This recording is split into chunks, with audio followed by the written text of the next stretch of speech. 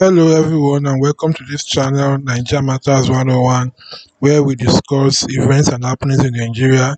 If you are new here, please click the subscribe and notification bell. And if you are returning, you are welcome. Thank you for watching this video, and let's go on. Today, I want to talk about a topic that is very prominent today, and that is who is a Lagosian, the categories of Lagosians and classes of Lagosians.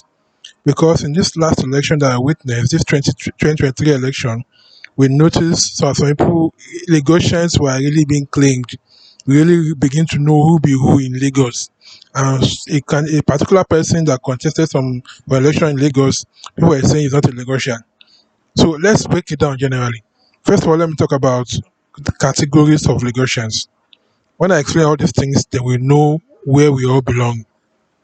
Category 3 Lagosians, that is, if you come to Lagos, you are not from Lagos, you are not born in Lagos, but you've come to Lagos for greener pasture and you've lived in Lagos for some time, or let's even say you are born in Lagos and you grew up in Lagos, automatically you are a Lagosian by law. The law stipulates that if you live in a particular place for a particular time long enough, you can be categorized to be a citizen of that place. So if you live in Lagos for some time, whatever the law says, I can't remember number of years, but whatever the years it should be, if you stayed that long in Lagos or you were born in Lagos, automatically you are from Lagos. So these are category 3 Lagosians. The problem with this people category of people is that when they ask them where they are from, they still mention their home state. I'm from Delta State, I'm from other states, Kwara State, I'm from Abia State. They still go refer to other places. Whereas by law, they are free to claim to be a Lagosian. So how can you not claim to be a Lagosian? Not even when they ask all your state of origin, you mention another state. When they say where are you from, you mention another state. So obviously this category of people usually shoot themselves in the foot when they cannot even claim Lagosian because by themselves they don't believe that they are Lagosian. They're only Lagosians by law, but not Lagosians by being part of Lagos. So category 2 Lagosians are people who have stayed in Lagos, born in Lagos, or maybe they came to Lagos, but now they have properties in Lagos. Maybe they've built a house in Lagos, or they've built a factory, or a school, or a church in Lagos. The Lagos government can recognize these people more because of their influence in Lagos, and they are part of those building Lagos. They are part of those that make Lagos to become what it is. The infrastructure you see in Lagos was not all done by Lagos state government. It's people who came in, who do the settling that make the Lagos what it is. So these are category 2 Lagosians. Those who can claim to be Lagosian because they have assets in Lagos and they can say yes, they are Lagosians. And children of these people can also claim to be Lagosian. Children of landlord children can claim it because their father have sold something in Lagos. It doesn't matter where they come from originally, but now they're Lagosian through those assets. Landlords and their children are automatic Lagosians. So the tier 1 Lagosians, the category Lagosians are the real indigenes. People who sell land to those category 2 people when they came, people who give space to people when they came, people who by their name you know that they're Lagosians. When they're hearing names like Oshodi, Mr. Oshodi, Mr. Agege, Mr. Shogunle, Mr. Ojora, all those kind of names, their names are usually related to areas that you know, like Papa, Jawo, Afari, Ogun, all those kind of names. You know that these are true Lagosians. They don't even need to claim to be Lagos before you know that they are Lagosians. Their name tells where they come from and who they are. So they are category 3 Lagosians. So any of these ones that you belong to, they can decide to claim Lagosians. If you stayed in Lagos for a while and you're born in Lagos, you are Lagosian by law. If your parents have assets or you have assets in Lagos, you are Lagosians too. And if you are original Lagosians, the indigenes, you're also Lagosians.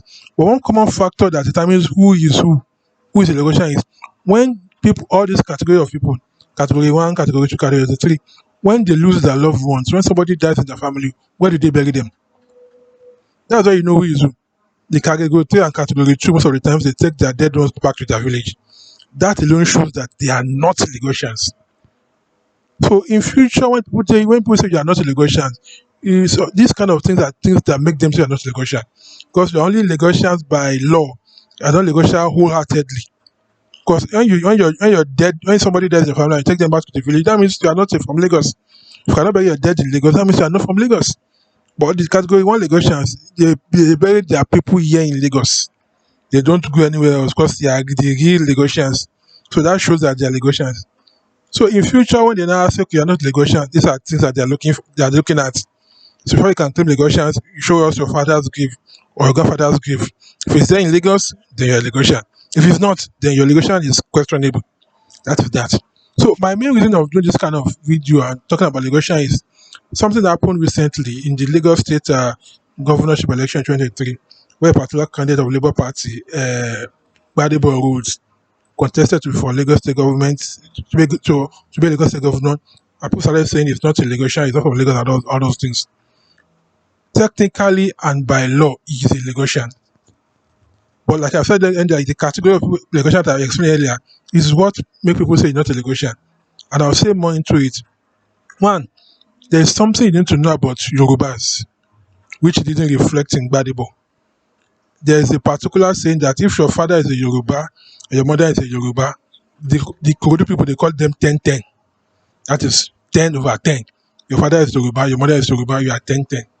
If your father is Yoruba, your mother is not Yoruba, you are 10-9. That means you are not completely Yoruba.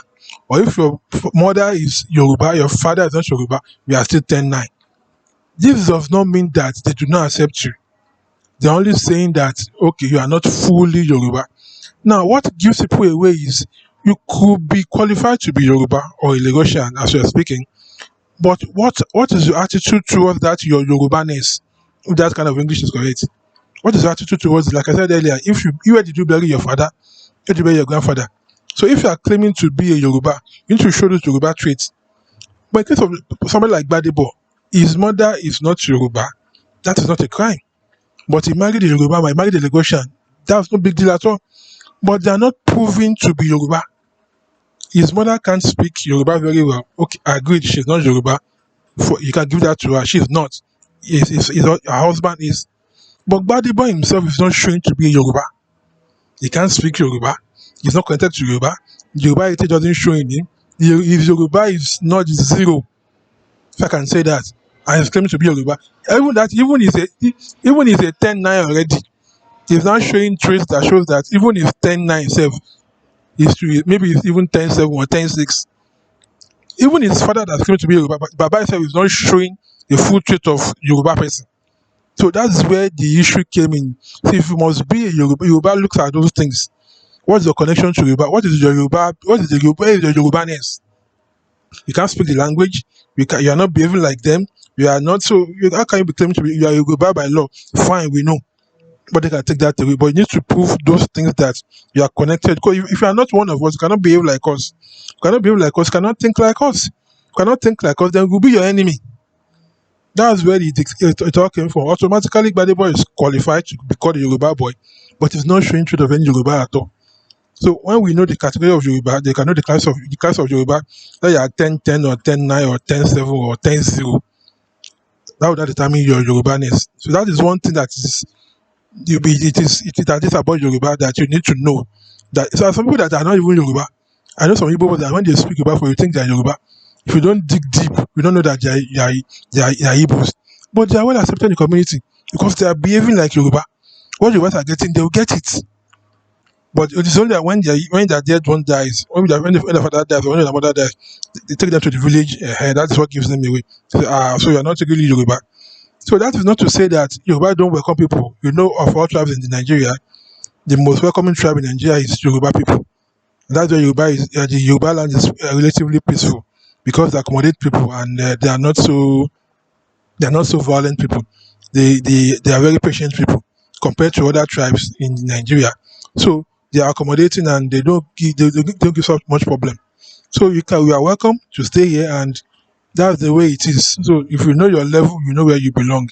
So if you can relate to your black people and mingle with them and act like them, you will get everything you black people get.